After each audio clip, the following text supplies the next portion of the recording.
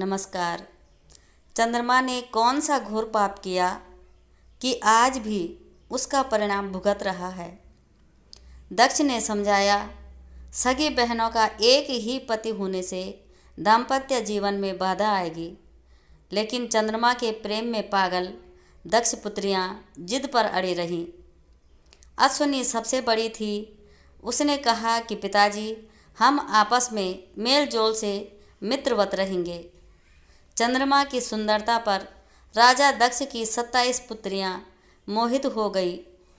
वे सभी चंद्रमा से विवाह करना चाहती थी। दक्ष ने समझाया, सगी बहनों का एक ही पति होने से दाम्पत्य जीवन में बाधा आएगी, लेकिन चंद्रमा के प्रेम में पागल दक्ष पुत्रियां जिद पर अड़ी रही। अश्विनी सबसे बड़ी थी। उसने कहा कि पिताजी, हम आपस में मेल जोल से मित्रवत रहेंगे, आपको शिकायत नहीं मिलेगी। दक्ष ने 27 कन्याओं का विवाह चंद्रमा से कर दिया। विवाह से चंद्रमा और उनकी पत्नियां दोनों बहुत प्रसन्न थे, लेकिन ये खुशी ज़्यादा दिनों तक नहीं रही।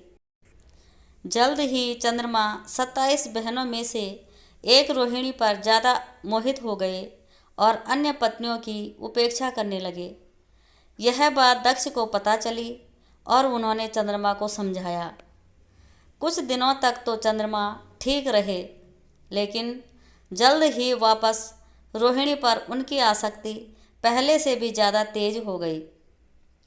अन्य पुत्रियों के विलाप से दुखी दक्ष ने फिर चंद्रमा से बात की, लेकिन उन्होंने इसे अपना निजी मामला बताकर दक्ष का अपमान कर दिया।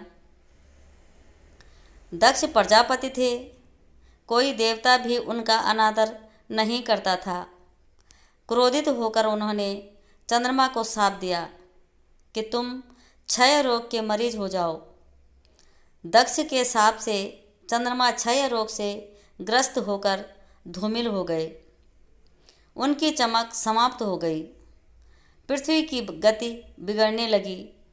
परेशान ऋषि मुनि और देवता भगवान ब्रह्मा की शरण में गए।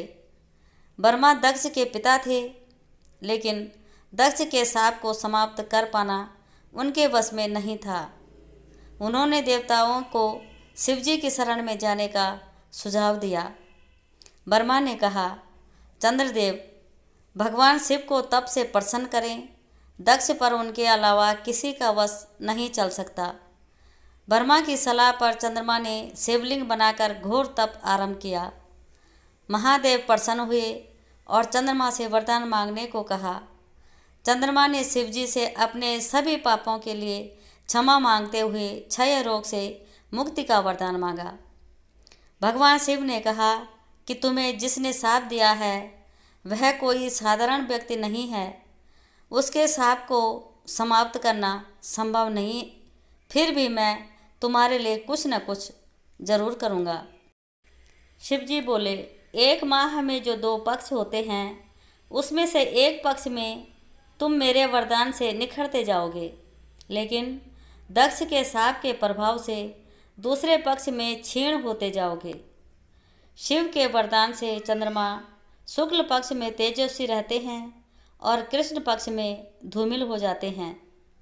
चंद्रमा की स्तुति से महादेव जिस स्थान पर निराकार से साकार हो गए थे, उस स्थान की देवों ने पूजा की और वह स्थान सोमनाथ के नाम से विख्यात हुआ। चंद्रमा की वे 27 पत्नियां ही 27 विभिन्न नक्षत्र हैं। तो कैसी लगी आपको कहानी?